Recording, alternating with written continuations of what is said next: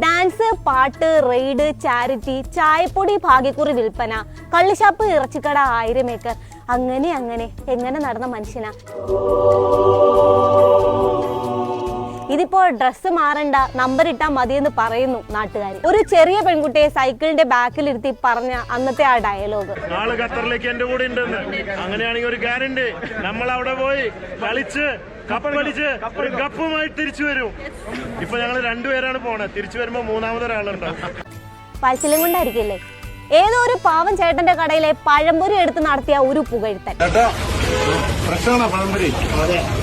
ചേട്ടന്റെ പഴംപൊരി ഇങ്ങനെ അത് മത്സരം കൊണ്ടാണോ? ഇങ്ങനെ ബോച്ച എന്ന് അടിച്ചാൽ വരുന്ന വീഡിയോസ് കണ്ടാൽ അയ്യേ അയ്യേ.